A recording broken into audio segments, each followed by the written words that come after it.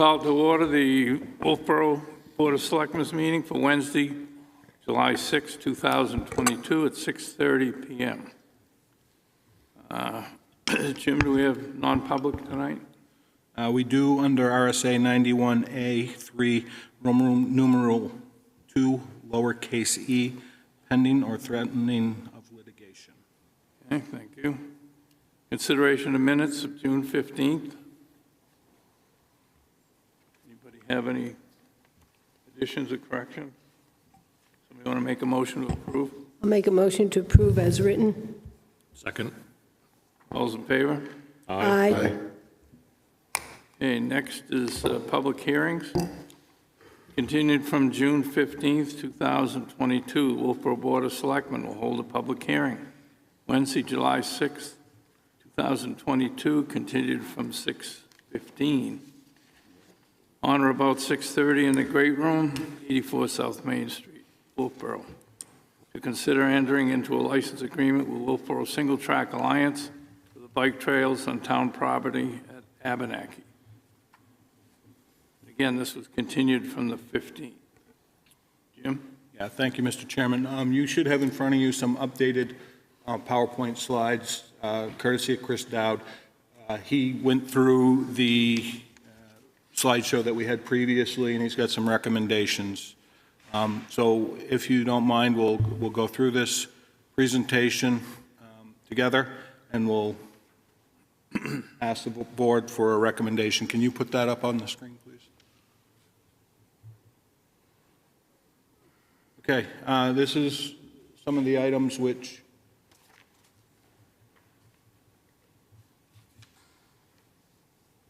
come on, slide.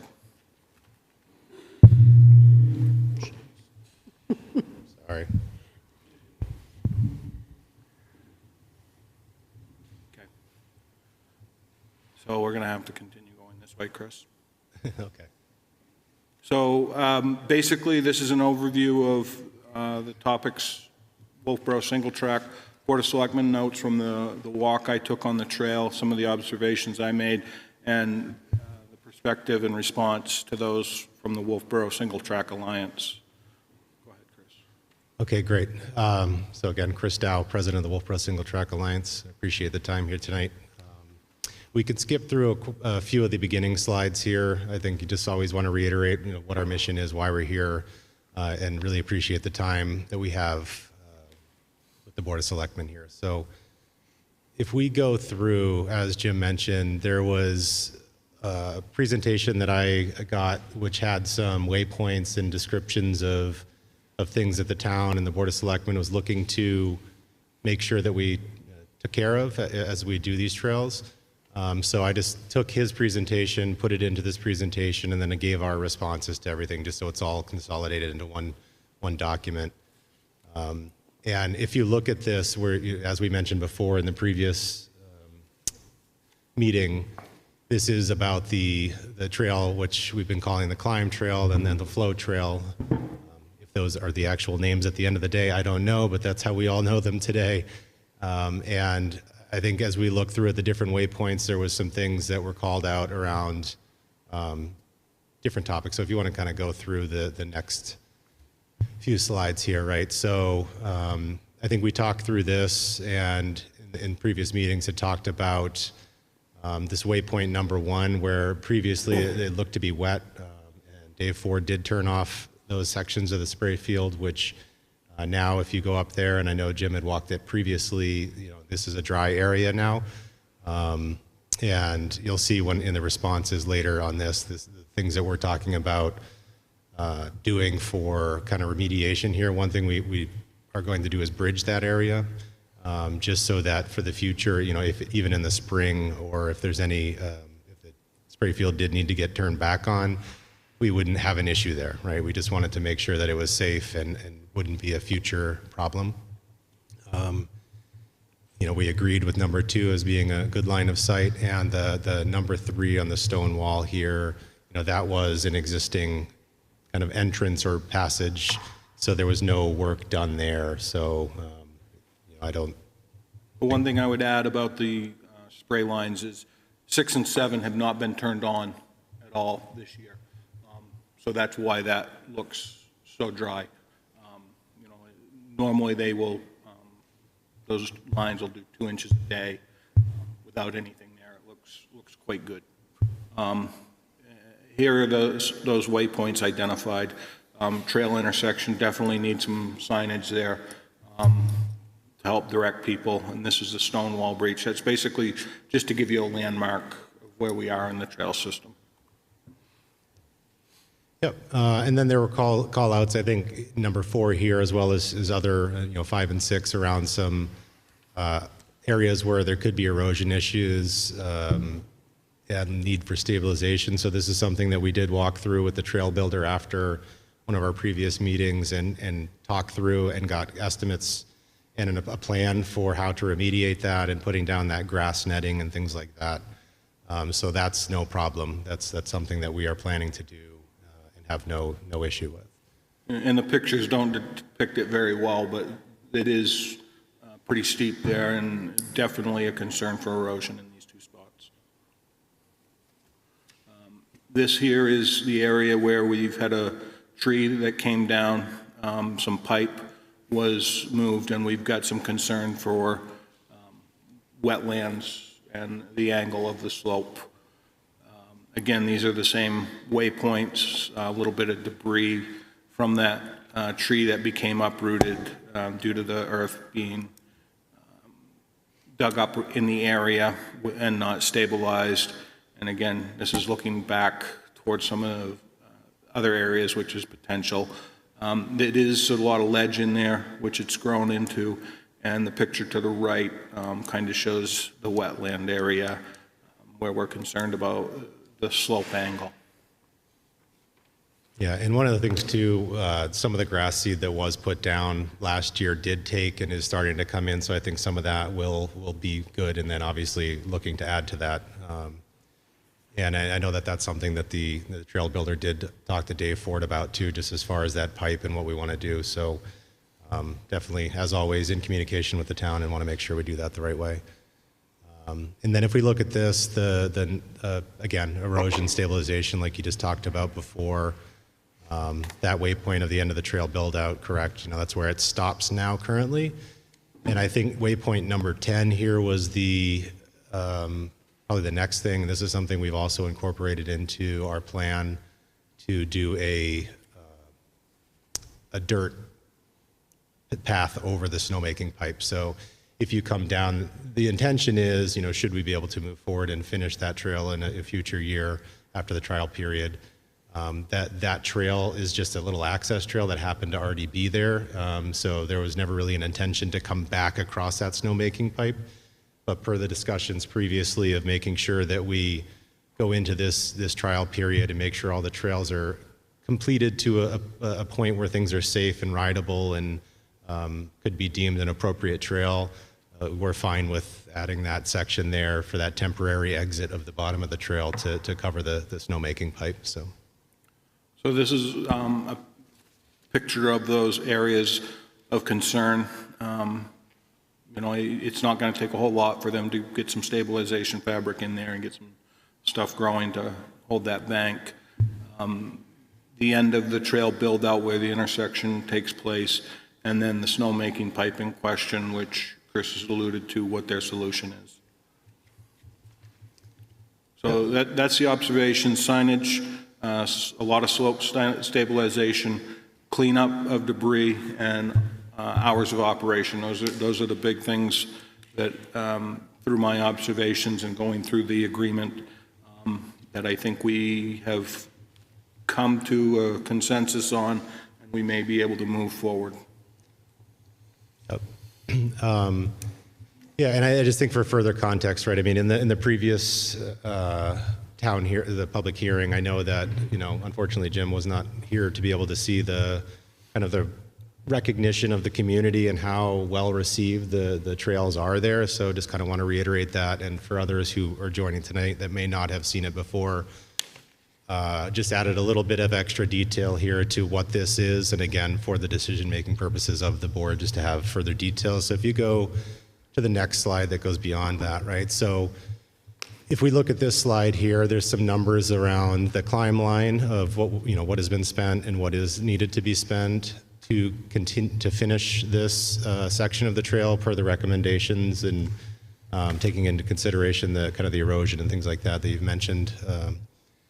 We also have, again, with the flow trail, that the amount that's been spent and what is going to be needed to finish per the recommendations of the board. If you want to go to the next trail. Can you read those numbers? I can't see them. Because I don't think we have them, do we? They're in your PowerPoint. To finish the climb line is 13,000. To date, they spent 24,388.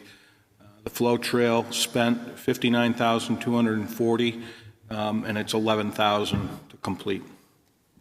And to complete, that's the stabilization work, right? Right, yeah. I mean, kind of complete it per the recommendations. Correct. And what we're talking about. So again, we're not looking to extend the trail beyond, like if you look at the flow trail, the blue dotted line ends at that kind of, I added that blue line there where that access path is. We're not going any further than that. We would only be adding the dirt over the pipe at the bottom. And I think the only other call out there as far as finishing would be crossing out onto the ski trail, which is on the climb, just to be able to connect that safely to that last bit, which was flagged and we mentioned to you. And that's something that the Friends of Abenaki are aware of, and they had no issue as long as they could groom and there was no problem. That was fine. And I think the intention there would be to be as minimal, like just scratch a path across, not doing anything major, just so you could actually maintain that same grade of climb through the last kind of like 100 yards up there. But yeah, no, we're not looking to be digging or moving rocks or anything like that. Nothing major like the previous stuff. So yeah, so I think on that last slide that you had presented to us, right, the slope and soil stabilization, we're planning to address that. The signage, we're planning to address that. I've actually reached out to Dave Mallard with the Lakes Region Conservation Trust to find out who their map maker is, because I thought it would be good, like Brian, we talked about in a previous meeting, to have kind of continuous formatting of trail mapping throughout the systems. Even though Lakes Region Conservation Trust is their own thing and we work with them, if somebody comes to Wolfeboro and wants to have that same, what's a blue trail, what's a green trail, what's a bridge marking look like, or anything like that, we would try to have the kind of same look and feel. So that's in process, and we've been talking to somebody that had made some of the signs at Fernald previously, which is another system that we're not talking about tonight, but just to have actual signage of trail names. But I think in addition to that, having some additional just maps at different intersections, because if you go out there even now on the cross-country ski trails, you can kind of get lost. So I think it'll be helpful for everybody that's using the trails on all seasons. So yeah, that's something that we're working on as well. So and debris cleanup, this will be addressed. And I think there was one question that came up that we didn't get into too deeply in the last, that Brian had mentioned, as far as like rocks. And, I think what we want to do is, I think the comment of last week or whatever, the 15th, it's the granite state. So as soon as you dig to bury something, you're going to probably pull something else out. So I think what we're going to try to do is leave it as naturalized as possible. And I don't know if the concern was stacking of rocks or rocks that are scattered, or if there was some kind of recommendation, we'd be happy to understand. I'm just thinking that stacks, piles of rocks that are within a foot or 2 or 3 feet of the trail, if somebody falls at that location, if they fell and slid on the dirt, they might get bumped up. If they fall and slide into a pile of rocks, they're going to get bumped up more. Okay, so in areas that maybe disperse them a little further off the trail, that'd be a recommendation. Okay. And the hours of operation, I think this was something that we were thinking about as far as kind of like sunrise to 9 p.m. If that's fine, that would be kind of a recommendation, just because there's a lot of people that like to ride after work, and sunrise, I don't think a lot of people go out. I would just do sunrise to sunset. I mean, unless you think a lot of people are going to be using headlamps and riding in the dark. The fall is where it gets tricky, and that's why we wanted to try to give some sort of parameter on that. So, because if it's winter or fall and it gets dark at 4 or 5, and you get out of work and you've got headlamps and a headlight on your bike like I do, that would be something that we just were trying to figure out. So, but that was kind of a recommendation. So. Yeah, I agree with that. I think that to 9 PM, because I think we're looking at being able to use it in the fall, and sunset so early. We had sunrise to sunset, but I think it makes sense to go to 9. Okay. And this was just the initial thing I think we shared in March, was just the climb line. And I know that there was, this was built actually to be a bi-directional trail, but its main purpose really is the climb because of the easy grade. There's a lot of other trails that I think for people that are looking to ride down will enjoy more than this trail. But, if somebody happens to come down, they're not, the original intention wasn't to penalize somebody if they're coming down, but I think the majority of the riders that would do this would be going up because it's basically the easiest way to get to the top of the mountain. Is there any way we could have after dark that children of a certain age need to be accompanied by an adult or something? I could see at 8 o'clock in the dark in the fall, a kid or two falling down in the woods there, and that could be problematic. Yeah, if the board has a recommendation for something like that, I just want to make sure that it's usable for those who want to use it, and there isn't some... Our playground behind the Carpenter School Yep. is closed after dark. Yeah. They don't even want the kids hanging around and playing Yeah, there. that... Well, I think you're talking a lot younger child, Carpenter School age, and I would think most parents would be with kids of that age.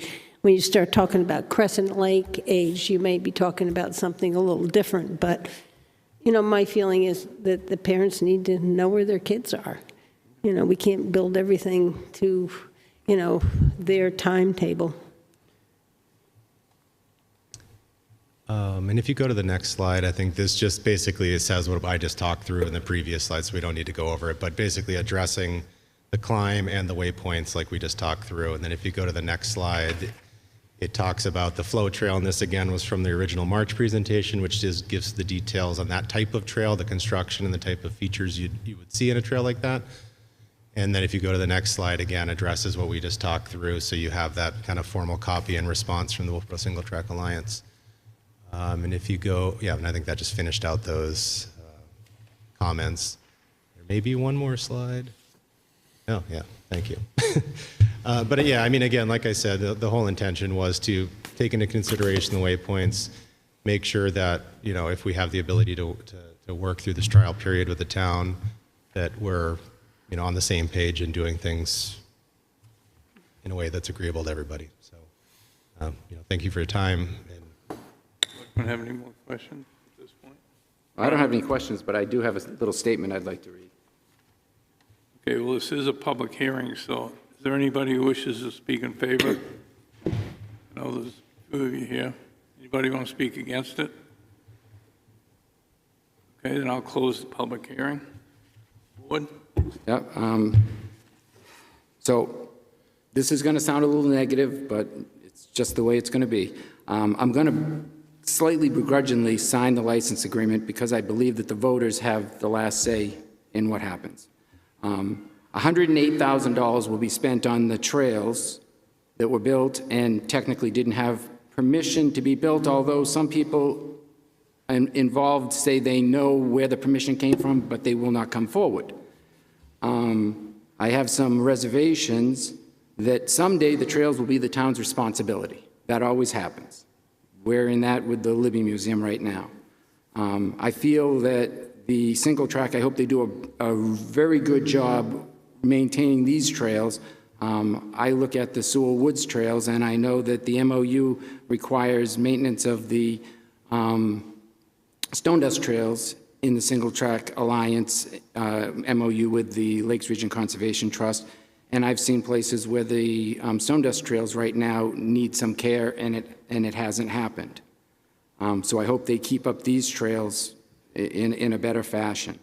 I also have a little problem with the relationship that we have right now I know that the Marriott donor who is bringing forth these donations for the trail, his liaison told me that the town, and this is paraphrased, is hurting themselves by not approving the trails, and they're putting all of the donations from the Marriotts on hold.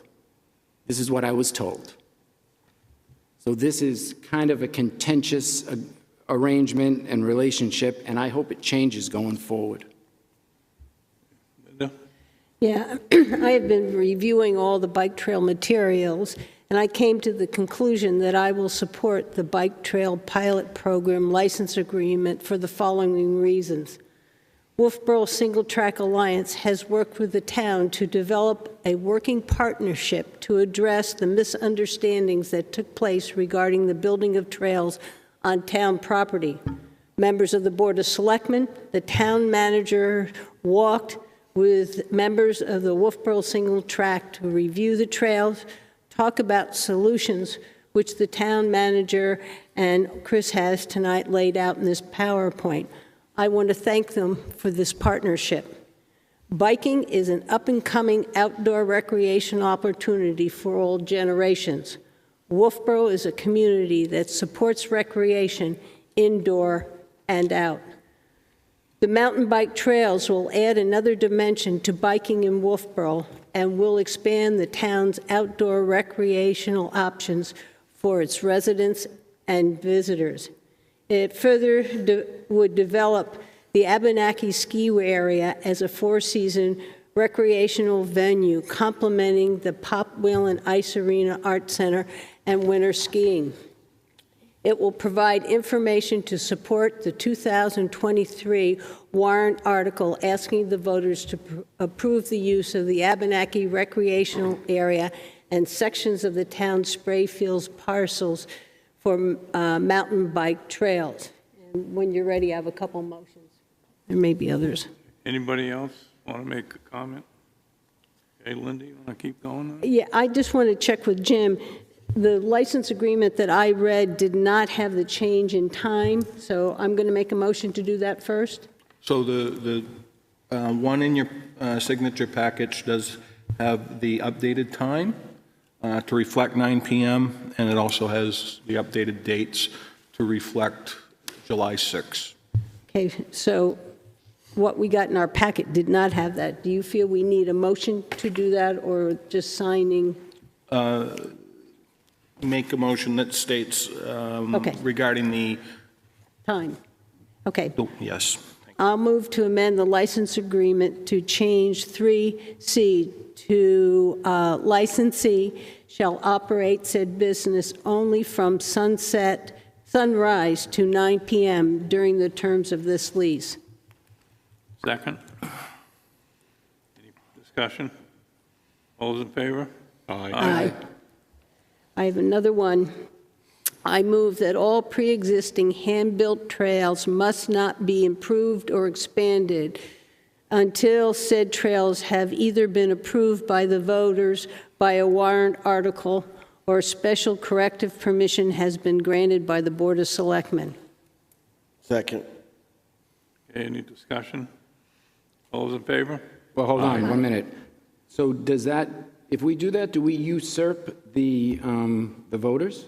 Does that give the Board of Selectmen the ability to then, So if one of those trails have something that's dangerous on them, then we could decide to have something done to that. Other than that, it'll be approved by the voters. Okay. But there could be an emergency out there, and I don't want to stop us from fixing it. That's what that motion is about. all right. All those in favor? Aye. Okay, my last motion, I move to approve the license agreement for the, for the time from July 6th to November 30th, 2022, with Wolfeboro Single Track Alliance to use the Abenaki Mountain Bike Trail System, which includes the town Sprayfield parcel for the climb and flow trails as laid out in Exhibit A, and all 10 of the town manager's corrective items have been completed and approved by the town manager. Second. Second, that, Brad? Yes. Okay. Any discussion?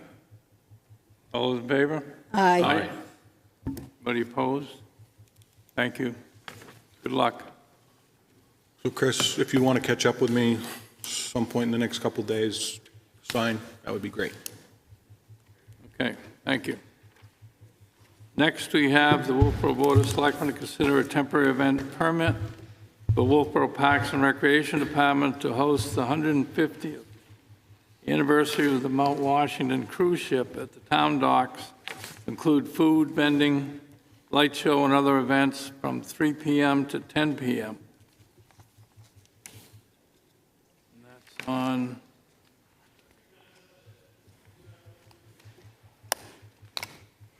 see a date here. Wait a minute. August 12th. Date of event 8/12. Okay. Is there anybody here to present that? Jim, are you? I believe it's Brian, isn't I it? think it's Brian, Want me to too. present it? Absolutely, Sure it's thing. your thing. All right, the Mount Washington is having its 150th anniversary of plying the waters of Winnipesaukee. So the Mount Washington is going to be coming to the town docks that afternoon. Crew members are going to be coming before to set up. We're going to have tables set up for vendors. We're going to have 10 different food vendors setting up. We're going to have the Lake Winnipesaukee Association, the Wentworth Watershed Association, Wolfeboro Waters doing environmental tests of the water in interaction with the community. There's going to be the awareness and money raised for the Lake Winnipesaukee Association for the $150,000 study of pollution in Wolfeboro Bay and Back Bay. We're trying to isolate areas of pollution and correct them. We're going to have the boat, the Mount Washington, the ship, leave Wolfeboro at 6 o'clock for a gala cruise with a silent auction on it, go to the weirs, pick up 500 more people, and come back. And then when the boat docks in Wolfeboro at about 9 o'clock, we're going to have a laser light show. It's going to be the first laser light show in the state of New Hampshire. And it's a way to show people that you can have something that is different, but still exciting, like 4th of July fireworks.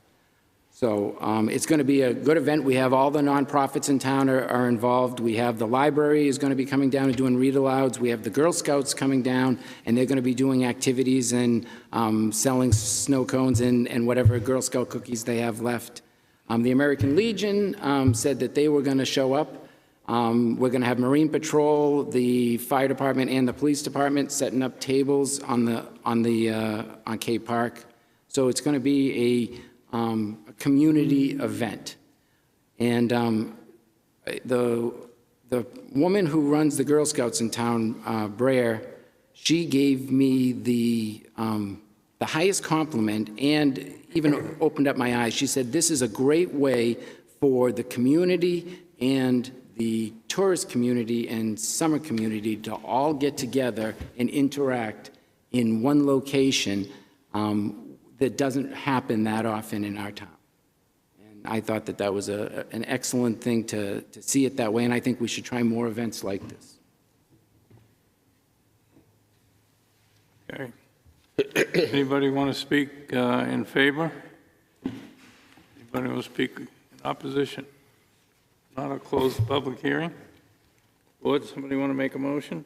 Well, I've got a question, and I thought Brian was going to bring it up. We've got on here from 4 to 9 that there's beer and wine garden, and the town ordinance only allows it from January to April, and I believe we need to make a motion to waive the liquor prohibition for this. I have, Linda, I have that right here. It's 5.2, permitting of beer, wine use on town property, subsection E, number 4, Cape Park and Dockside, permitted between January 1st and April 1st and subject to temporary event permit. I'm working with a vendor who is going to be bringing a temporary event permit forward, who has his liquor license and will use his liability. And so I would like to make a motion to have a waiver for that subsection E, number 4, so that we will allow a beer and wine sales in an area cordoned off at Cape Park on August 12th from 3 till 9. Yes, would we do that now, or would we act on that waiver when the applicant comes in for the license? It's on the flyer. Yeah. That's why I brought it up. Yeah. If we're okaying the event and you have a flyer that states that we can okay the event minus that, but I don't think we can not address it one way or another. Could we okay it pending approval for the Yeah. license? I don't know why I not. think very definitely. Yeah. do it pending that, yeah. Yep. And then address the waiver at that point? I mean, just seems to me it'd be more appropriate to, we haven't seen the, Okay, so what we should really do this minus the beer and wine garden and wait for the application to come in? Does that work for you? That's fine. That was kind of my thought. I brought this just in case the board wanted to go one direction or the other. Yeah, I just don't think we can leave it there and not address it, Right. because it's on your flyer. Okay, we still have a public hearing that's open. Anybody else want to speak in favor or against it? Otherwise, I'll close the public hearing, board. You want to make that? I'll make a motion that we approve a temporary event permit for the Mount Washington's 50th anniversary celebration in Cape Park and in the dockside parking lot from 11:15 to 9 p.m., excluding, at this point, the beer and wine garden. I'll second that. Okay, any further discussion? All those in favor? Aye. Thank you. Next, we have Wolfeboro Board of Selectmen to consider a temporary event permit, Kingswood Youth Center, to host the annual Chili Challenge at Parks and Recreation Fall Festival, September 24th, 2022, at Foss Field, from 10 a.m. to 3 p.m. I don't know, man. There you go. My name is Mara Mishno. I'm the Associate Director at the Kingswood Youth Center. This is our 13th annual Chili Challenge fundraiser, if it is approved. This would be the second year that we would be holding the event in conjunction with Parks and Recreation's Fall Festival. And it was really fun to do it last year. It was fun to change it up a little bit since we've been doing this for so long. So it's our largest fundraiser of the year for the youth center. We ask local businesses to sponsor the event, and then we ask friends of the KYC, local businesses, and whoever else wants to cook chili. And everyone comes together, people buy tickets to come in, taste the chili, and then they get to vote for their favorite chili. We also have judges. Dave, you sat as a judge to taste the chili. And we have a judges panel, and it's really fun. We get the teens involved. They've just gotten more and more involved every year. And we also hold a silent auction at the event. Any questions? Any questions? Thank you. Anybody want to speak in favor or against? Okay, I'll close the public hearing. I make the motion to approve a temporary event permit for the Kingswood Youth Center to host the annual Chili Challenge at the Wolfeboro Parks and Recreational Fall Festival on September 24th, 2022 at Foss Field from 10 a.m. to 3 p.m. And on the form it notes that we need the insurance 2 weeks prior to the event. I'll second. All those in favor? Aye. Anybody opposed? Thank you. Okay, next we have the Wolfeboro Board of Selectmen consider a temporary event permit for Stars Above Circus to hold the Stars Above Circus at the NIC August 19th, 2022, from 7 p.m. to 9:30 p.m., and August 20th, 4 p.m. to 9:30 p.m. anybody here to speak for that? Jim, do you know?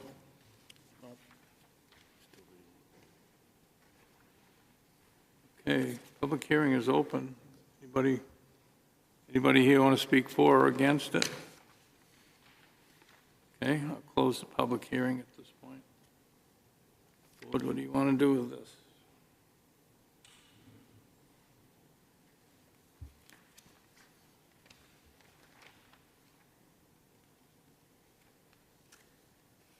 You know, it sounds don't- like a nice event, but we Yeah. usually have somebody, this is new. Right. We usually ask somebody, something that's new to come in. When we've had something that's repeated, I feel differently. Well, why don't we do this? Why don't we table it and have Jim contact them? Because it looks like there have been some emails sent back and forth. So I'll request somebody to be You have as present, well.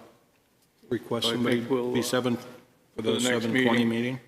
I'll make a motion that we table Stars Above until the next board meeting. Second. Okay, all those in favor? Aye. Okay, next on our agenda is our bulk vote, which is the weekly manifest, property tax credit and exemption, intent to cut wood and timber, property tax refunds, abatements, and raffle tickets, raffle permits. Somebody like to make a motion, or I'll make a motion to approve the bulk vote, A through E. I'll second. Okay, any discussion? All those in favor? Aye.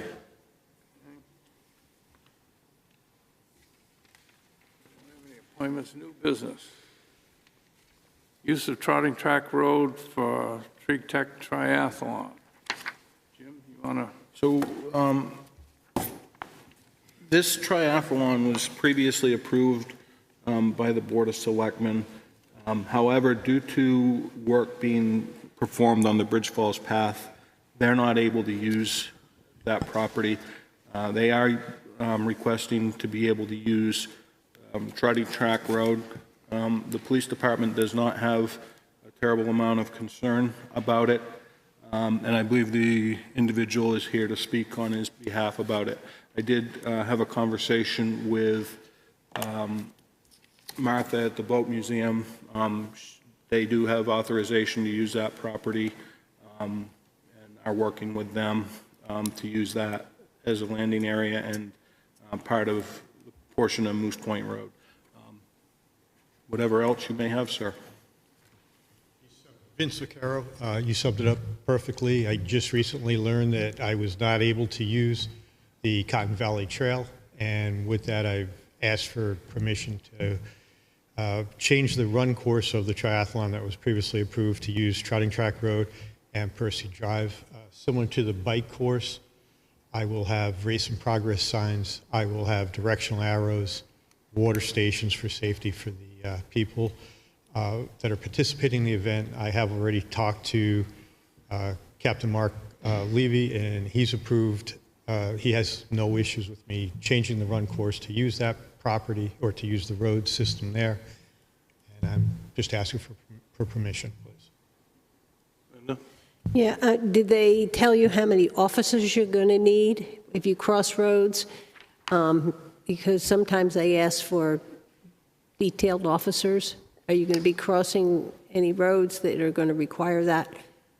For the run portion, they have not had any requests. They did not specify to me that they wanted anybody or that I needed to have anybody. I have 4 details lined up for the bike portion that is involved in Wolfeboro.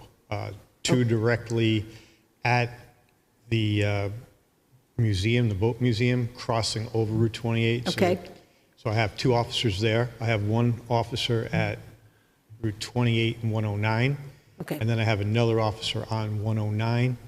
And then out of the town of Wolfeboro, heading into, we're now in Brookfield, I have another detail that's stationed there to help the cyclists get around there.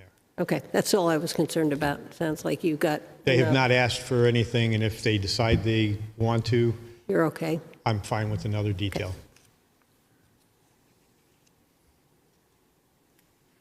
Okay, does anybody have any questions of Vince at this point? Okay, anybody want to speak in favor or against? Okay, I'll close the public hearing.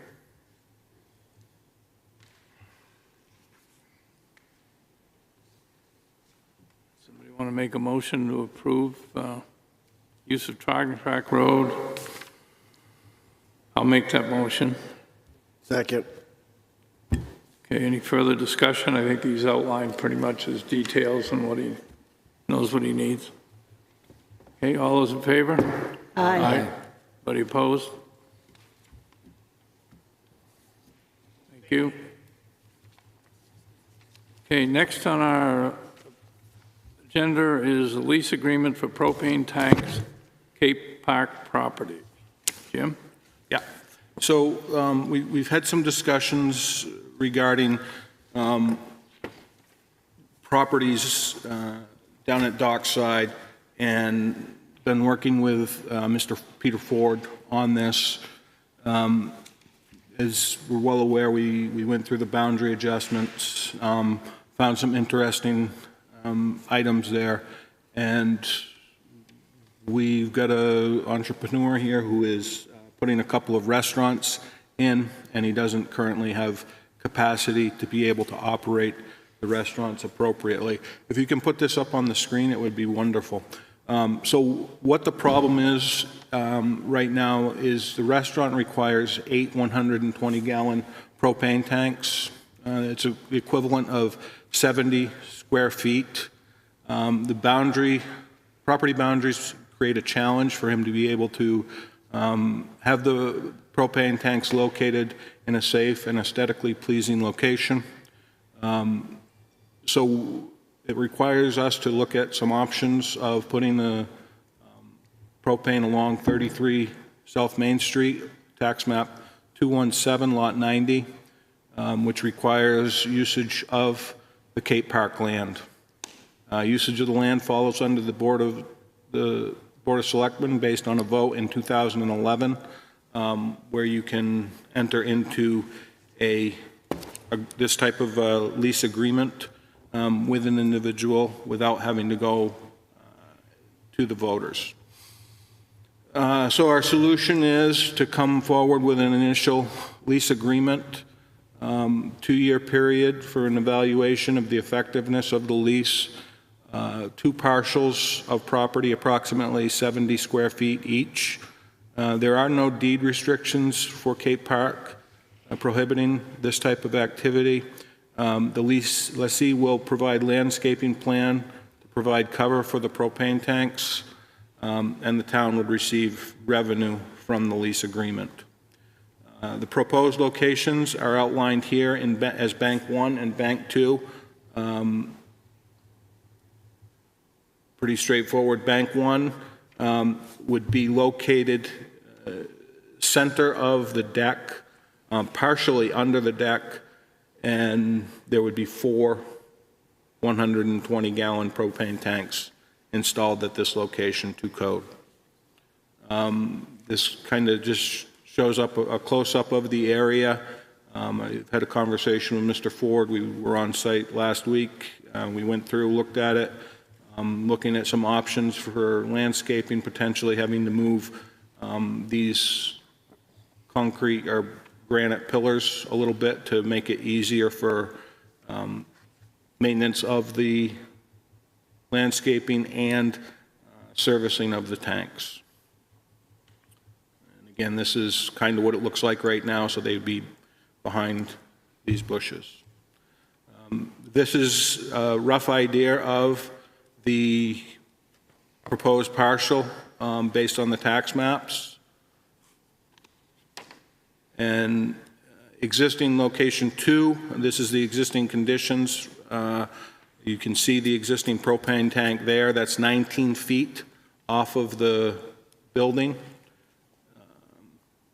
And then from that point, there would be an additional 3 tanks installed, again, to code. We'd do some cleanup of this area. And again, this lays out the area in question. If you have any questions, I can try to answer, or Mr. Ford is here to be able to answer as well. Anybody have any questions? There's one, Dave. Go ahead. All right. Jim, is the landscaping plan, will that specify in there any type of written agreement regarding maintenance of the screening, the shrubbery and stuff, as far as maintenance goes? What would happen if some of the shrubs die or whatever, who's responsible for replacing and stuff like that? Yeah, so that's a landscaping plan that we'll work on developing, hopefully to be able to get some hardy type of plantings in there. And I think, this is one of those areas that we can work together with Mr. Ford and Parks and Rec to ensure that we have a beautiful park and be able to provide him the resources he needs. But we will memorialize that landscaping agreement. Jim, I have a question. So it looks like we're leasing one piece of property, but technically we're leasing two pieces of property to him. So the agreement doesn't say we're leasing two sections, it just says we're leasing land. And I think it should specify the two different sections and their locations in the lease agreement. I also think that $2,000, me personally, I think that's a little steep. I think we should lease each piece of land to him for $500 each, and it should list as two. Okay, so under Section 1 of the propane bank, it states partial 1 shall be 19 feet westerly of the corner of the building, tax map 217, lot 87, and continue in a westerly direction no greater than 20 linear feet.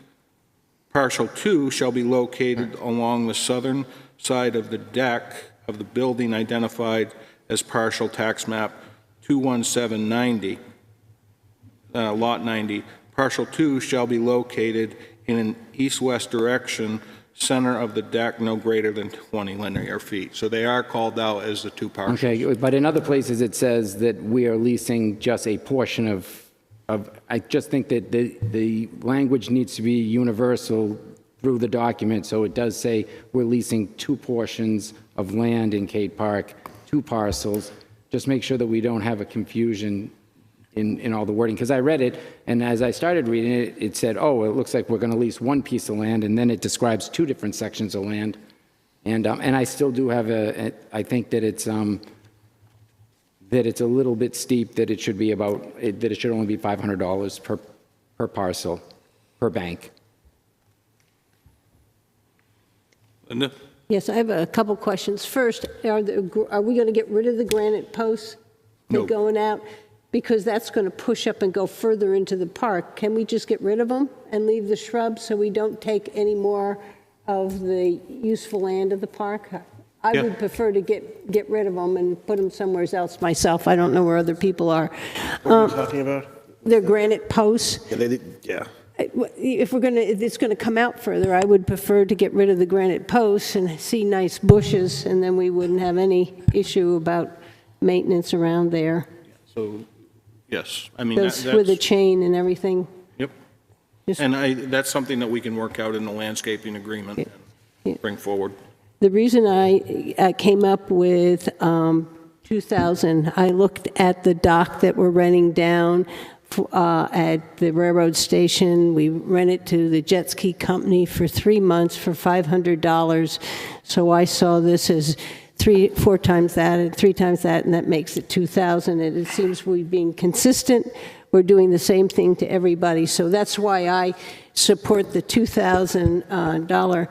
But I believe that a growing business community is vital to the economic health of Wolfeboro. This lease agreement shows how the town and a local business owner can work together to come up with a project that benefits both parties. Mr. Ford first brought to the Board of Selectmen a project that we could not support. He found a solution for his seating, for his restaurants, and trash on his own property and brought forward a proposal to place propane tanks in a section of Cade Park behind the town's present landscaping and will add new landscaping to hide it. I support the lease because it provides additional revenue to the town. The town revenue offsets the amount of revenue needed to be raised from taxation. Mr. Ford gains by solving the placement of his restaurant's gas tanks, and the citizens of Wolfeboro gain by having more revenue to offset taxes. I believe this is a good solution for both parties. And I agree with everything you said, Linda, except I do think that the two small chunks of land beside the building are worth a lot less than a dock. And that's why I think that the lease expense is a little high. Would you like to make a motion? I'll make a motion. No, wait a minute. Yeah, I'd like to make a motion to lower the lease fee to $500 per parcel for the two different parcels for $1,000 total. So you want $1,000 per year instead of 2,000? Correct. I'll second it for discussion. Is there, okay. Discussion on that? Any? Okay. All those in favor of Brian's motion, say aye. Aye. Okay, those against? Aye. Okay, Linda?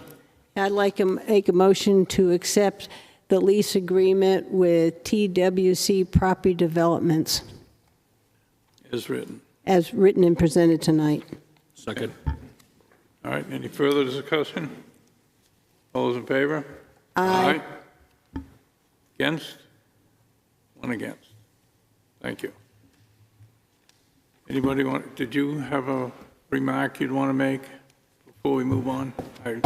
You asked me earlier. Hello, Brenda Jarrett, Longstack Lane, Wolfeboro.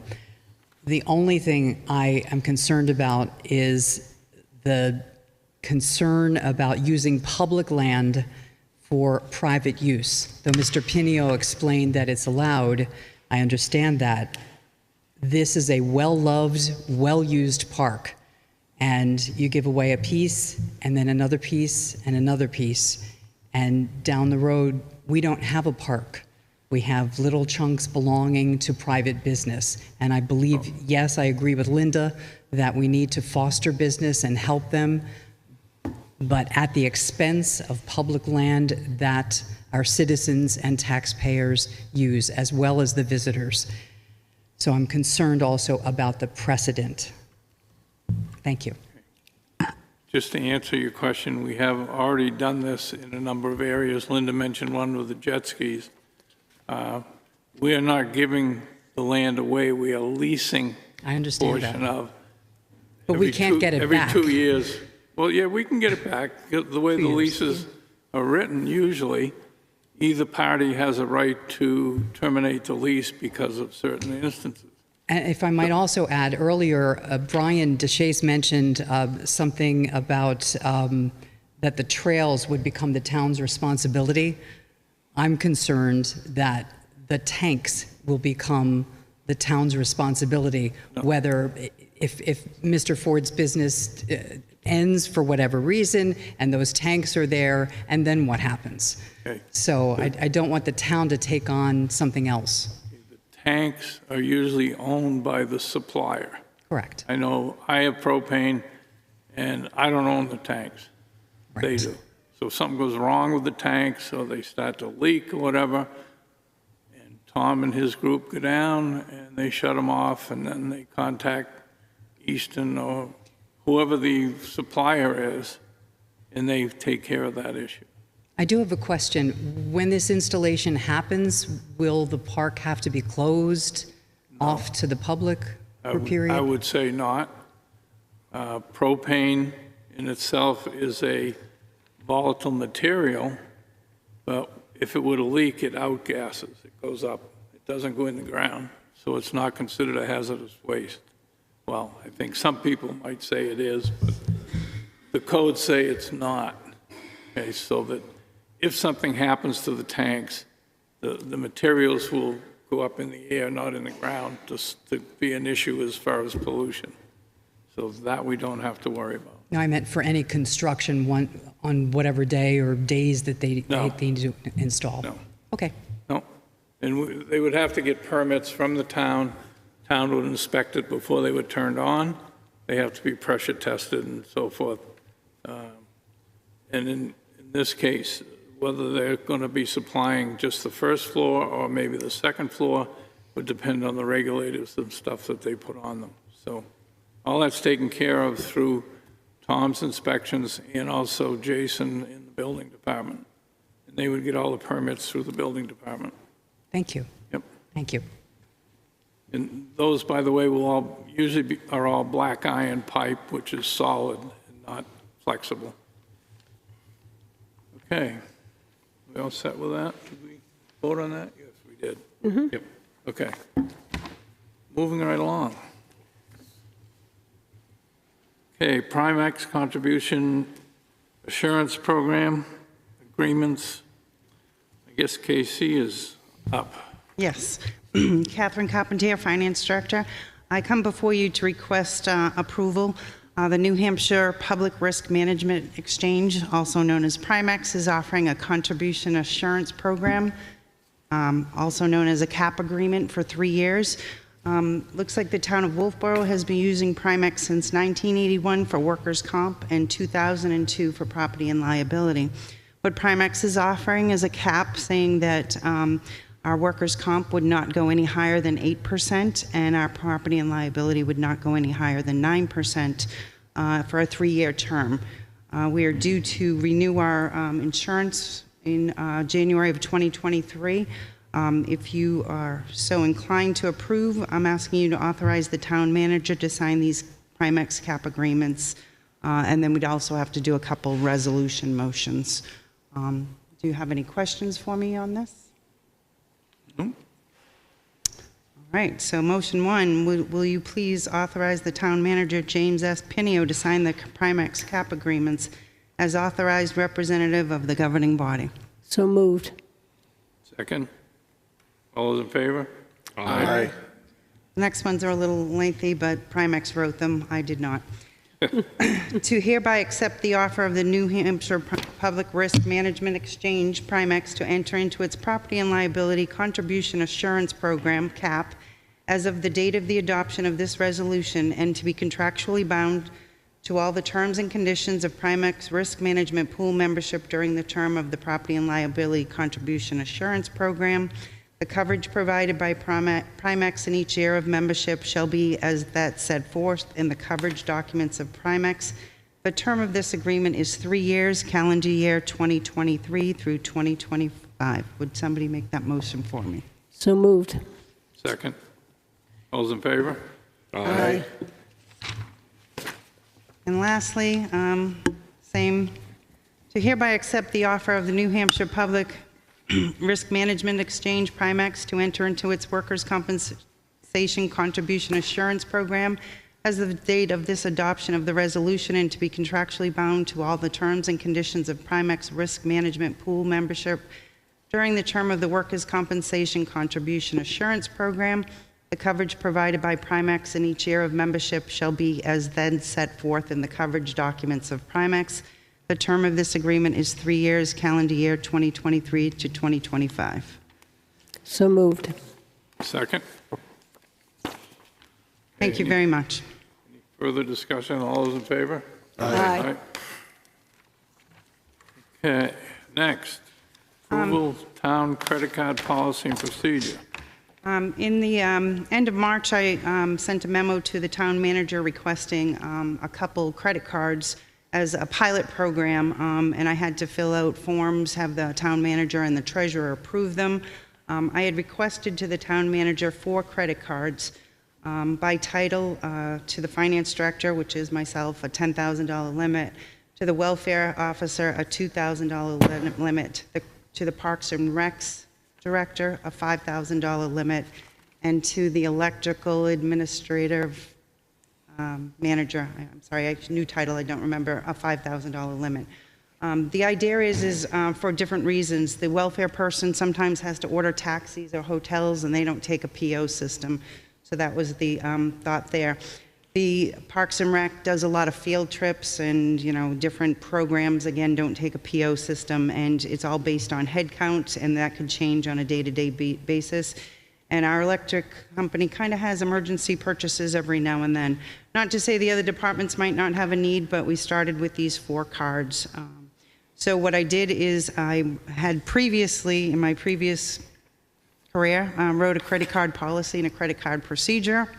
So since I wrote it, I figured I would ask for your approval. What I'm trying to do is protect the policy, the who, what, where, when, why, and also put ownership on the users.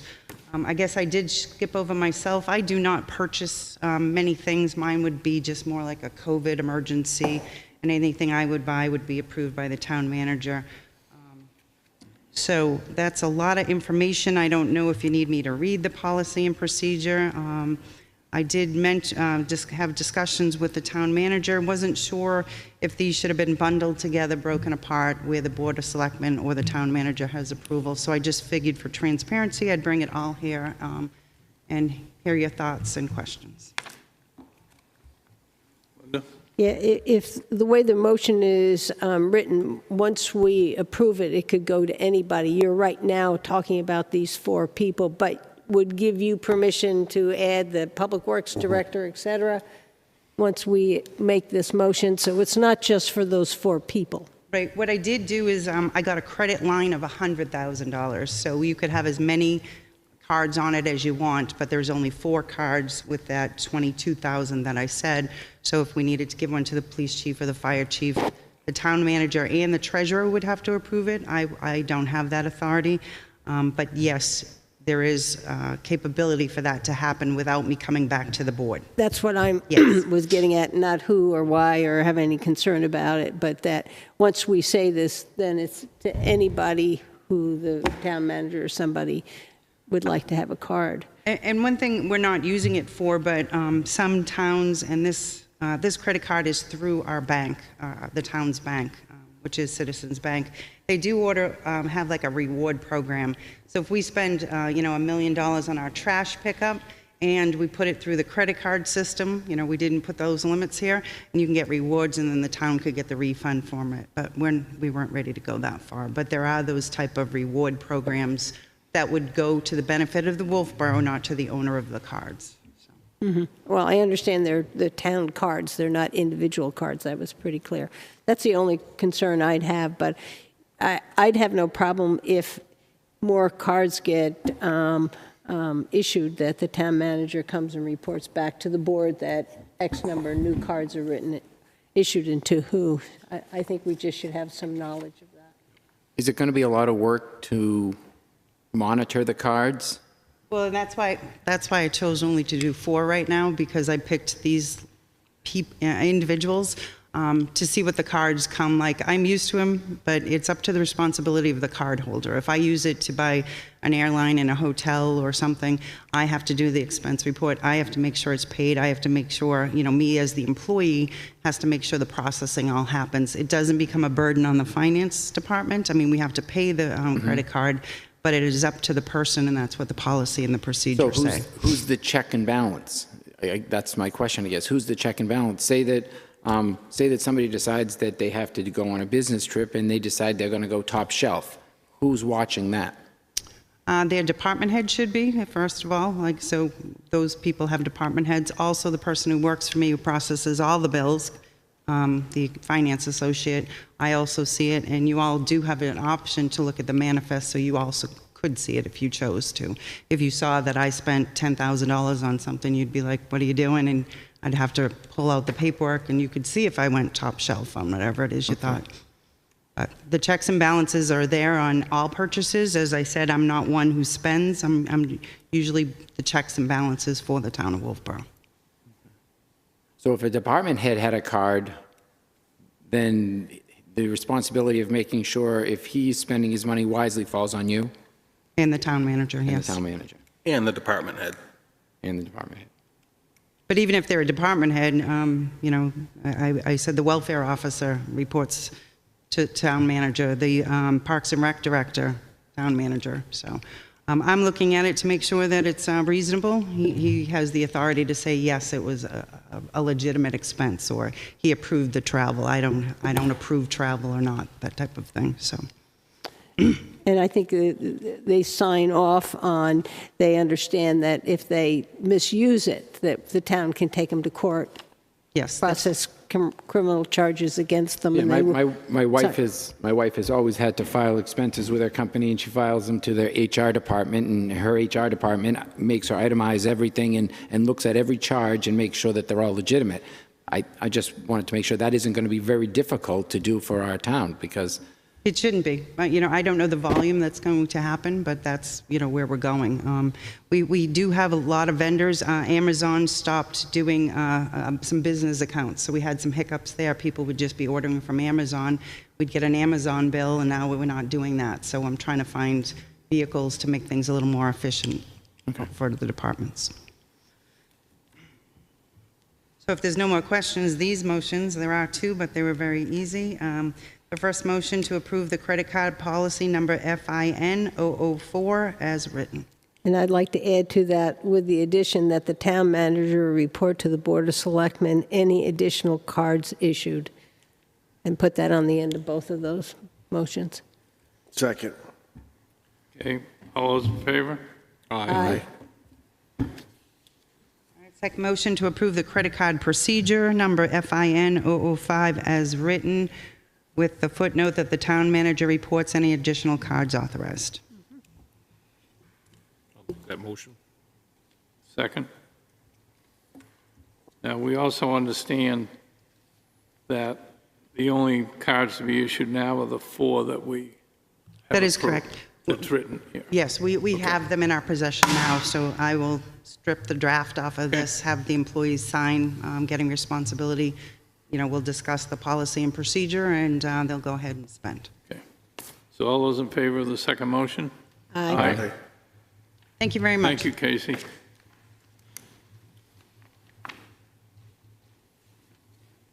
Okay, next on the agenda, discussion, Pop Whalen Ice and Arts Arena, capital projects update. Jim?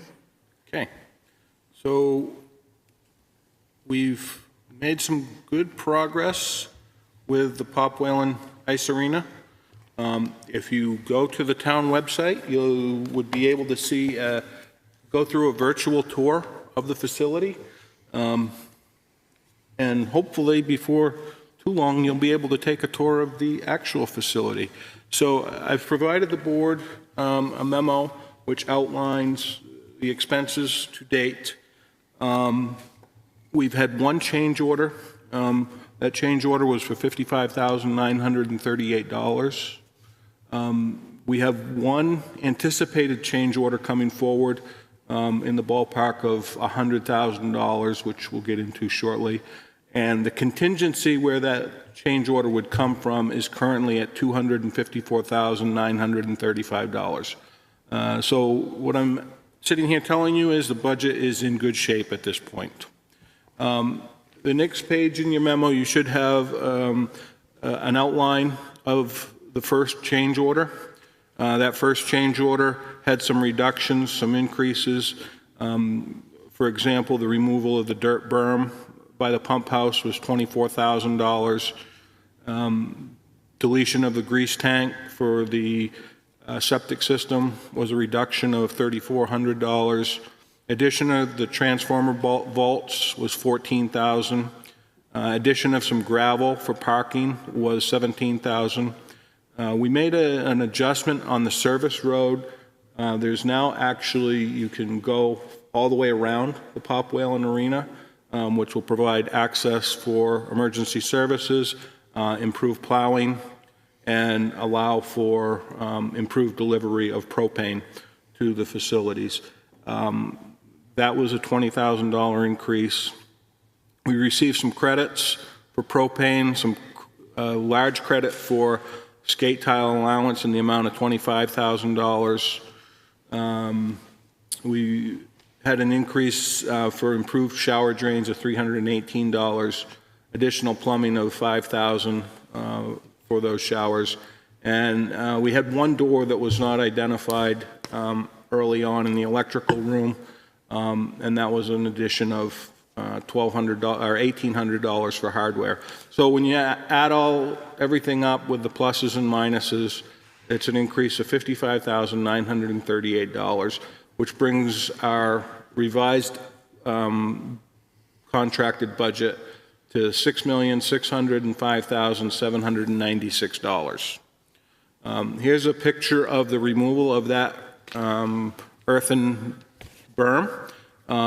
When that's completed, when the parking lot is completed, we will go from an estimate of 70 parking places, 70 20 by 10 parking places, to 150 20 by 10 parking places. So that's pretty exciting with the volume of activity that happens at the ski area and the ice arena.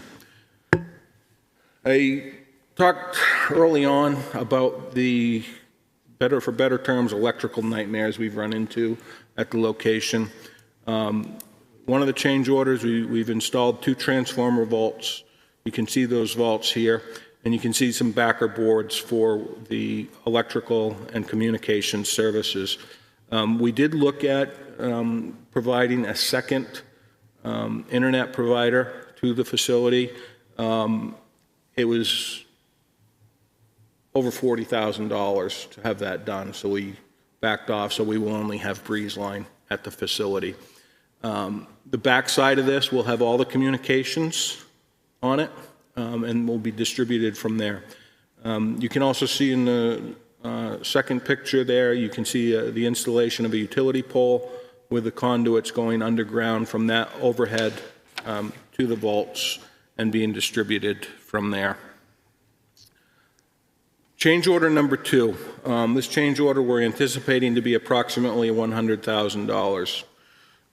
What we've identified is once they get the building torn open, the trusses actually don't meet code.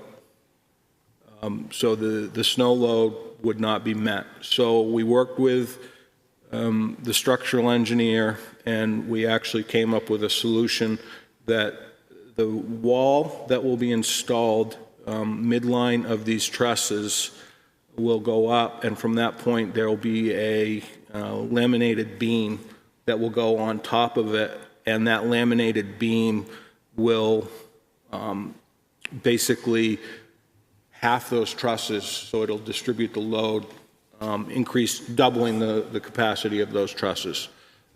So that's the first change order on the storefront that's taken place.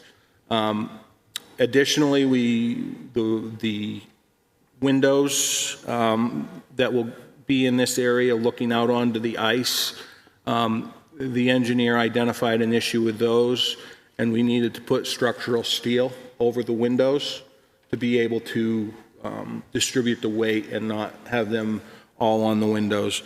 That was, I want to say, about an $8,000 estimated change order. The steel's on site, it's not going to hold us up, so we're in good position there.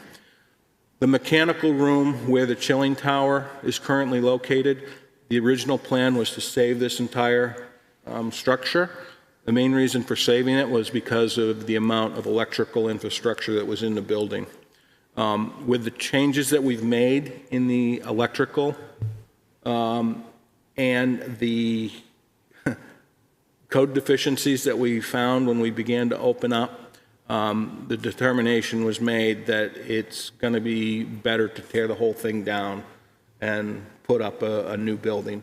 So that's going to be part of this change order. And again, that's estimated to be approximately $100,000. The original electrical that was in here, just to talk a little bit about it. So everything that went to the lodge, the maintenance building, and the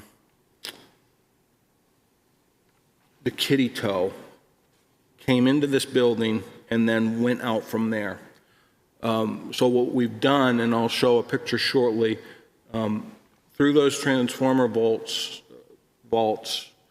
the power now goes from the vault directly to the lodge. The power goes directly from the vaults to the maintenance building and goes directly to the kiddie tow. Previously, the kiddie tow came into here. There was a 480 volt panel. It went from that point, went up to the maintenance building, where it went into the maintenance building, there was another 480-volt panel, then it went out to the kiddie toe. So we've done away with all of that infrastructure. It's one straight line. Same thing with the lodge. It's one straight line into it. So it's not relying on the arena to receive power anymore. These pictures are from today. Structural steel is being erected at this time. The picture to the left is the locker room area. This would be the addition of the building, brand new concrete. Picture to the right is looking back from where the first picture was taken, showing the plumbing that's erected for the walls. So we're moving right along. This would be a picture more toward the front of the building, toward the lodge.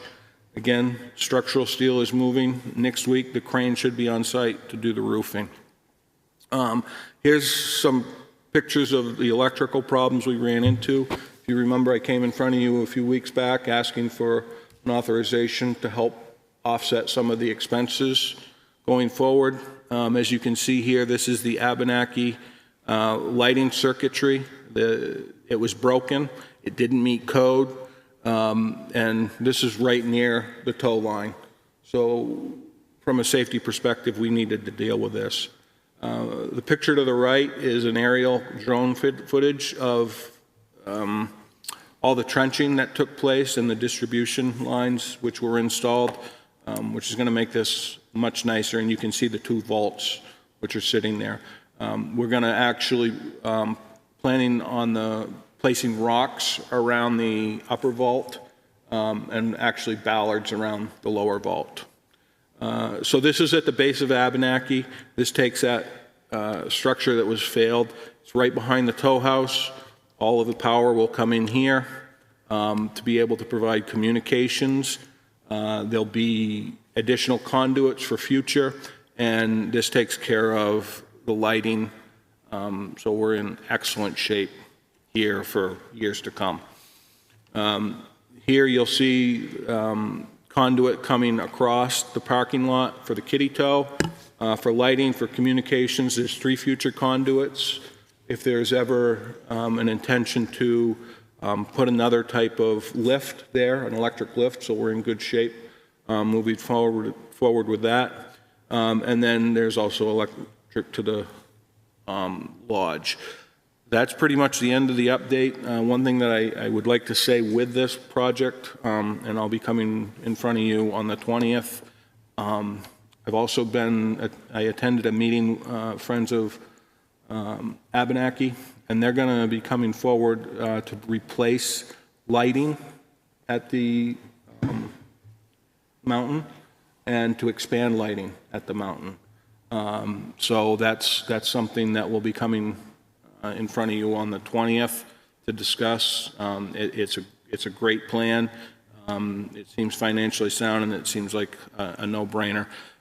So the good news is the steel is being erected. We're on schedule, and the budget is holding solid. I can answer any questions that you may have.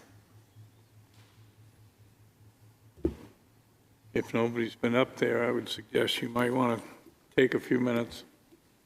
I was up there this afternoon, and they've got that whole right side today, just where the locker rooms are going to be. All the steel is up for the roof, for the sides. So they're moving right along. They got everything laid out in that parking lot. And by moving that berm out of there, as Jim said, we gained 150 parking spaces. That's needed. I'll give you a little more information about Abenaki when we get around, because I was at that meeting with Jim. Anything else on the?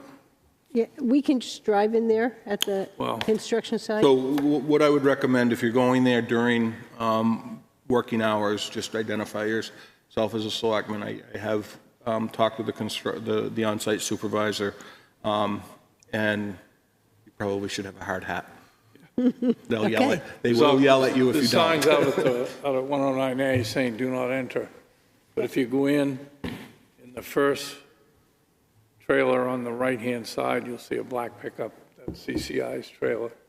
Just go in there and see Mark, and he'll take care of you. Just tell them we're coming. They know that you'll be coming, they just Okay. ask that you identify yourself, Okay. and if Sounds you have a good. hard hat, that would be wonderful. Okay, any other questions, Jim, on that? Okay, next is discussion, temporary signs and banners at Pickering Corner. Mr. Chairman, I'm going to recuse myself from this, and as my wife occasionally puts up signs there, so. Yeah, in June, I came before the board and asked whether you would support me forming a committee to address the signage up at the monuments at Pickering Corner. I did form that group. Nancy Black is here tonight. She has taken the lead on this, and she will fill you in on the recommendations and where the committee went. Thank you. As Linda said, she appointed a study group and to discuss the signage placed on the area about or around our memorial monuments.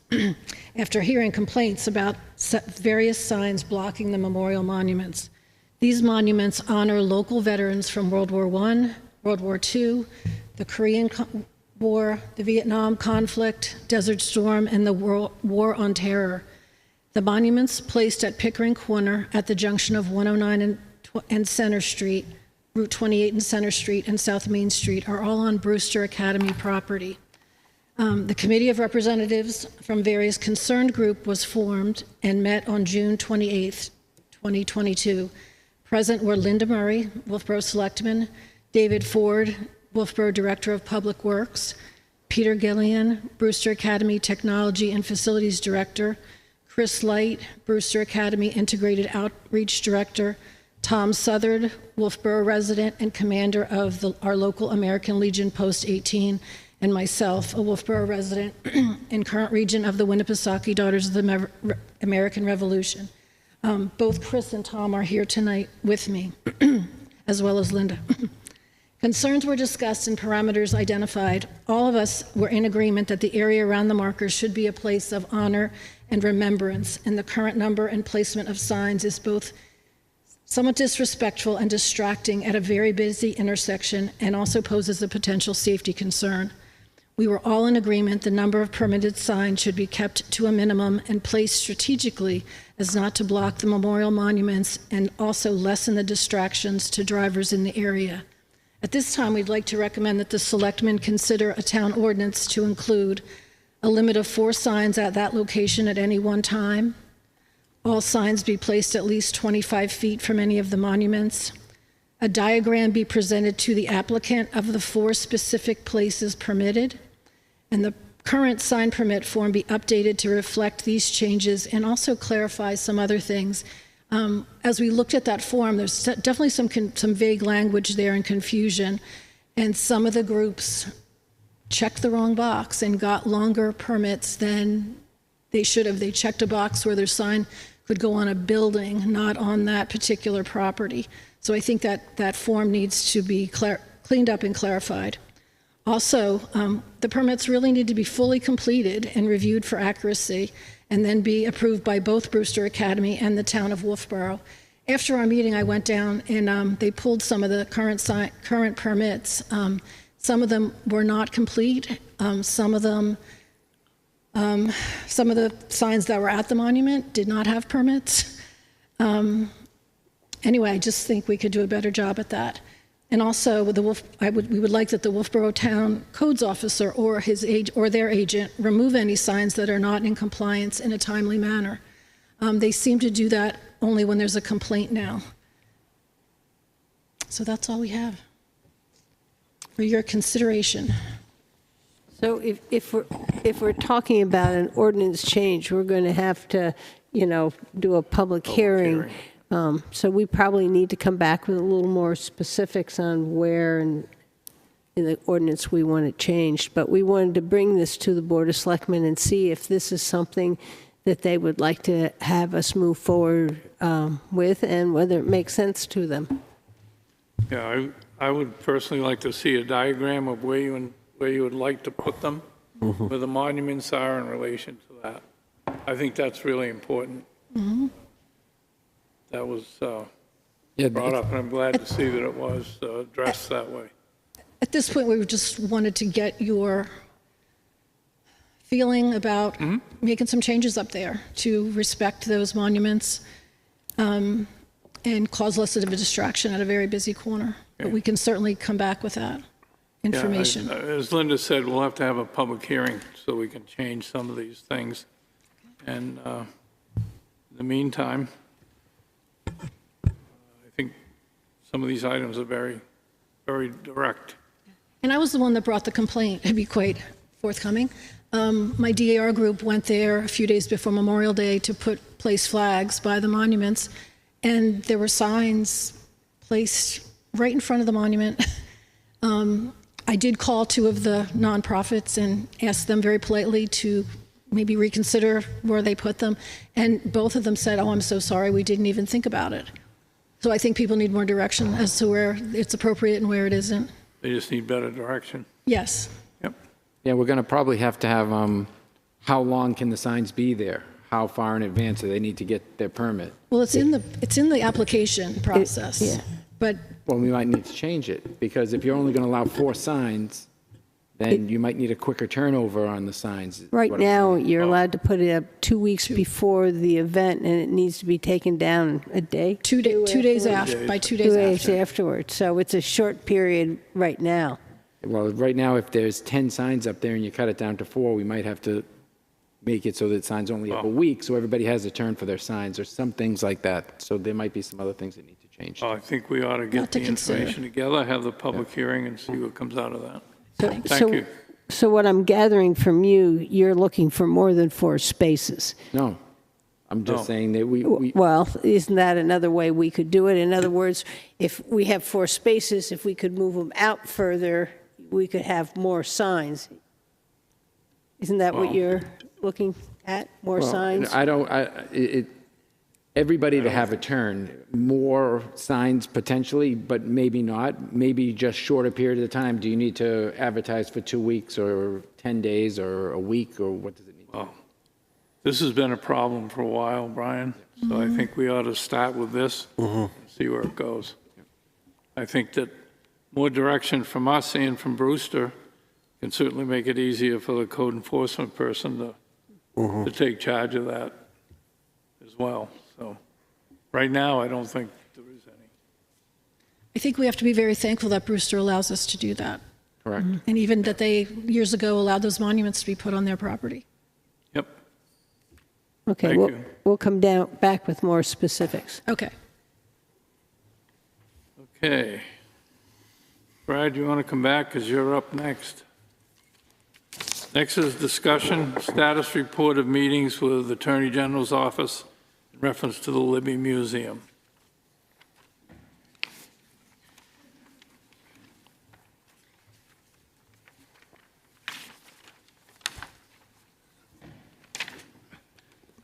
Okay, we have to get it out publicly, kind of a statement on where we're at with the Libby Museum, the Friends of Libby, and our meeting with the Attorney General's office here. On March 30th, 2022, the Wolfeboro Board of Selectmen received a letter from Diane Murphy Quinlan, Assistant Director of the Charitable Trust Unit of the New Hampshire Attorney General's office, in reference to the Libby Museum.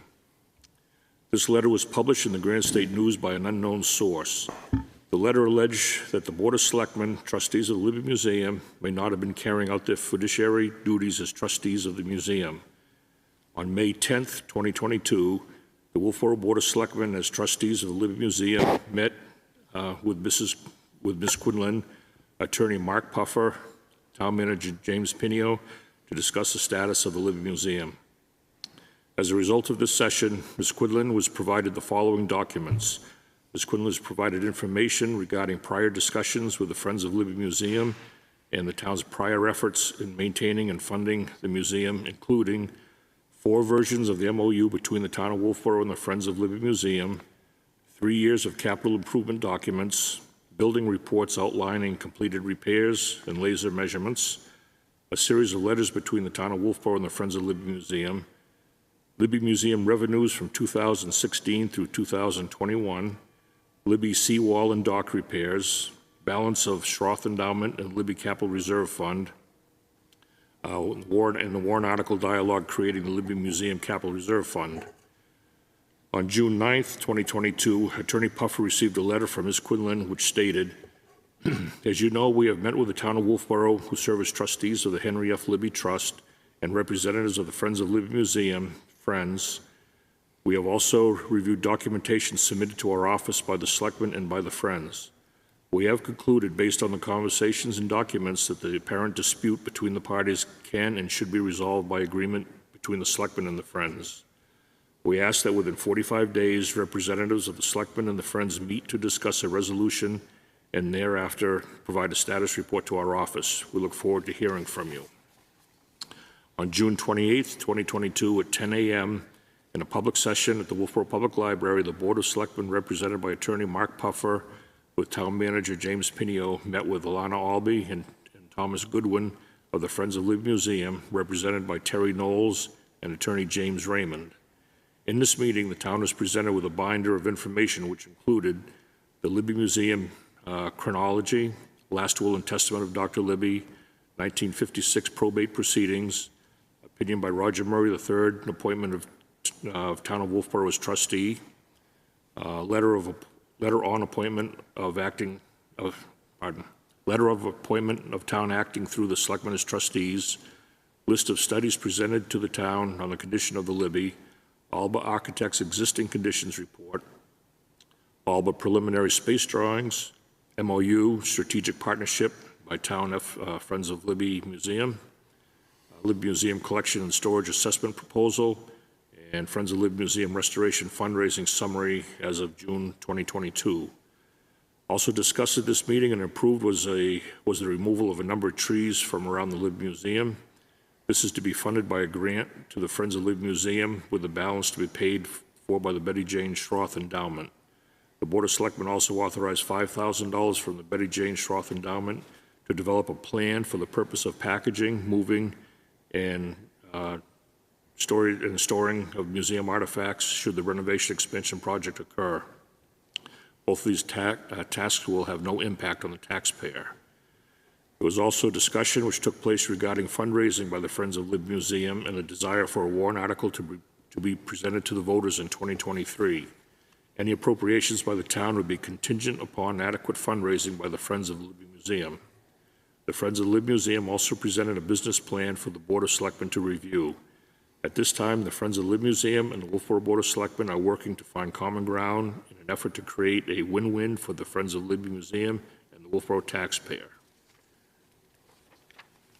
Thank you, Brad. Anybody have any questions? It's pretty clear after our meeting and stuff that this stuff is all in the process. Okay, next on the agenda, approval Bridge Falls lighting, industrial pendant light or carriage style. Yeah, so I've got the previous presentation up on the board. If you recall, Barry Muccio was going to reach out and see what alternatives he may be able to find for lighting that may meet more of what he's looking for regarding an enclosed lighting structure. He was not able to find anything, and the items that he was able to find was of very poor quality. So he still stands behind his first two recommendations, which is the Arlington style with the full cutoff, and then the Bishop's Crook for the board to select. I believe the board was leaning toward the Arlington series, but there was also some input that we received at the last meeting relative to different options and the reason for those different options. Just wanted to come back to you. We're going to be placing the order tomorrow to ensure that we want to continue moving with the Arlington series. If you want to consider the Bishop's Crook, or whether you want to do a combination thereof. Yeah, Dave. So it was pointed out to me that if you look at the lights in the Glendon Street lot, that they actually are a hooked over, crooked parking light. They're much taller, they're big lots, big lights for that lot, but they do have a pendant style to them. And it was also pointed out to us at the last meeting by the Heritage Commission that the pendant lights are more period correct to when the mill buildings would have been there and the train would have been running down that building, down the tracks to downtown. And I think there's enough separation from the train museum building to the parking lot and to the lights across the street at the town docks that I would recommend the pendant lights through the path. I also think the pendant lights have the ability to have the pole further away from the path, but the light shine on the path for safety reasons. Where the other lights just disperse lights in all directions around, these can be focused in one location where you're walking. Well, I'll put my 2 cents worth in. I think that the pendant type light works out good for us. I say that because if you are ever up around the high school at night, they have pendant lights with full cutoff. You also see that at the hospital. If you go by there at night, nice light on the ground, there's nothing going up, and I just think it looks nice and clean. It's not as heavy looking as the other type fixture like we put down at the town docks. I just think that depending on which one he picks, and I'm sure that he will be. I think the lights at the town docks serve their purpose because they disperse Right. light. I think they blend in with the rest of the stuff we have in the park and everywhere else. It's also But I nice think here is an area where I think we want the full cutoff and we want the light on the ground. Yeah. Same as you see again at the hospital and up at the high school now that they've changed all those lights up.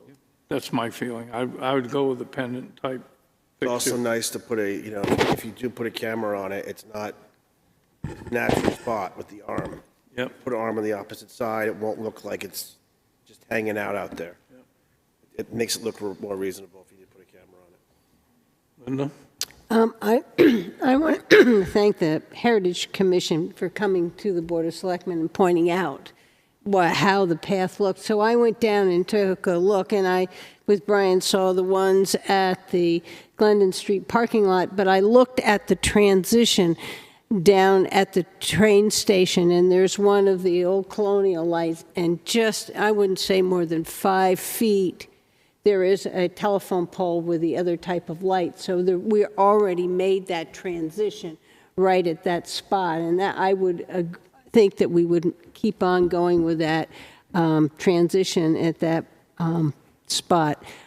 We've always talked about dark skies. I don't think we ever wavered on that was a criteria.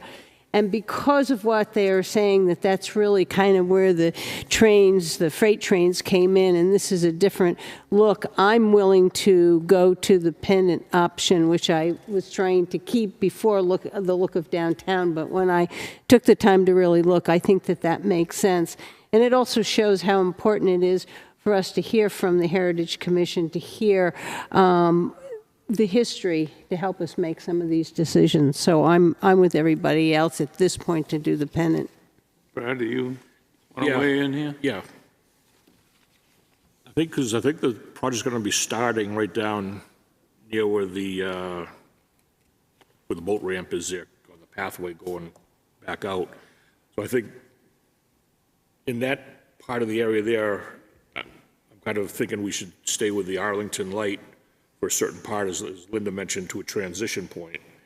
And I'm trying to picture right where that telephone pole is that you were talking about. Is that right about where it crosses the road? At the crosswalk, there's one of the old lights. Yep. And then about, I would say, 4 to 5 feet down that trail, we changed to another type of light with the old telephone pole with a top. So right now, there is that transition right at that spot. So I would keep that transition. Yes, so I agree. I think I'd maybe keep that transition there, but from that point back toward the Chamber of Commerce building, go with the Arlington light in there, and then stay pendant the rest of the way, all the way out through. I thought down by the chamber is already at the other kind of light. I think we're talking from that in case, unless I'm wrong, from where you got that start of the track coming all the way heading towards Albee Beach is where I'm thinking. Yeah, it'd be good work, as that transition is there from there out, definitely go with a pendant, I agree. Okay, somebody want to make a motion that we approve the pendant type light fixture? So moved. Second. All those in favor? Aye. Jim, that We will answer the get them ordered question? tomorrow. Okay. Okay, next is approval, Josiah Brown Scholarship Awards, the fall of 2022. So you have in your packet a memo from me outlining the funds which we've received this year for the Josiah Brown Scholarship, the previous balance, and the fact that this year we have received 5 applicants. All applicants are worthy. 2 of them are new, 3 of them are returning. I put a recommendation into you based on what we have for funds, and I know we've discussed this, but I believe that we do have to revisit the criteria of this. Amy and I talked about it briefly the other day when we reviewed the funds, and short of that, I can try to answer any questions that you may have. Jim, I definitely agree with you. We talk about it, we talk about making the changes, and especially in this economy, we should get to the business, and I am more than willing to work with Amy on it. Wonderful. Yep. Do we need to approve these individually, or do we just go along with it? Do we need a motion to that effect? Well, I think you can make a motion and refer to all of them. I guess the question becomes, what is your recommendation for the amount as well? Because I just noticed the motion has a different number than what I had recommended. Do you want to move it to another time, or should we? No, we can do it. Okay, I'll make a motion to approve the following students for the Josiah Brown Scholarships. Chase Bailey, Benjamin Shaw, Garrison Hendrickson, Kately Folsom, and Ryder Berry. Second. Okay, but should we say the sum of Wow, $3,000? that's what I was hoping somebody might break in with that. There I broke in. I did not put an amount, so, I'll break in with 3,000. okay. Second. Okay, $3,000 for each one of the applicants. Is there a second? Yep, second. Okay, all those in favor? Aye. Thank you. Okay. Next is other business. Okay. Committee reports. Brad? Yeah, last night we had a planning board meeting. We had one special use permit for a garage on a house off Forest Road. And we just had discussions after that. And we also attended the meetings. We all met as, selectmen with the Friends of Libby, and which I stated in that letter I read earlier, so. Yep. And that was it for me. Okay, I had one meeting with the Friends of Abenaki. As Jim said, the big discussion was lighting on the 2 slopes, the main slope and the new, I can't remember the name of it, Twister. And they did approve all new poles, all new LED fixtures to have lighting on both of those slopes and have it ready for this fall. That was approved by them. They will subsidize it. And they will be looking for us, I think, to take some money out of the capital reserve. Approximately. The total was $80,000. They're putting up $45,000. So, and they've already contracted Integrity and the power company that's putting the new poles in town. They do this stuff for ski slopes as well. So that was approved. That's all I have. Linda? Only thing about that and taking it out of the CIP is I would like Christine to look at that again before we come in next year to make sure that. So when we- Christine and I actually met with Bo this afternoon. We discussed CIP. There's going to be an increase in that coming forward. There's a definite need to replace that motor house, which is not factored in at this point. The groomer, I don't think we need to buy a new groomer, but a brand new groomer is $300,000. They kind of asked us if we could look at a $40,000 expense. That $40,000 would go toward replacement of some of the existing poles and the existing lighting. The payback will be, it should reduce our operational costs because of LED lighting versus the halogen. But I will have that request for you at the next board meeting, and that group should be here. The notice should be out, and make the presentation to you to accept those funds. And I am working on another MOU for them on this. Thank you. I like that. I had a planning board meeting. I'm the alternate, so I went and starting to understand how the planning board functions. I had two meetings that popped of Friends of Pop Whalen. I had the Pickering Corner Group meeting, and the board also all attended a workshop on roads. So we had two meetings that week. It seemed like we were seeing each other all the time. That's all I have. Luke? I didn't have any other than those two. Yeah, well, we all had the roads meeting. And I've spent a lot of time and effort on the Mount Washington event. Things are coming together. It's going to be a nice event. I've been working with the Energy Committee, having the EV chargers get everything ironed out on them. And we will be having a ribbon cutting, 9 o'clock Friday morning for the EV chargers. Supposedly, there's going to be light refreshments. There's going to be some electric cars there. I think Captain Libby is going to be bringing down his Tesla so that people can see. It's going to be a fun little short event. I took Molly the trolley, Jolly the trolley, which I've been taking down to the shop in town and back. And the driver told me there was one guy who came up to him and said, I have hardly any more time on my car. Is there a charger? And he was able to go down to your charger. So it has been used. It's our chargers.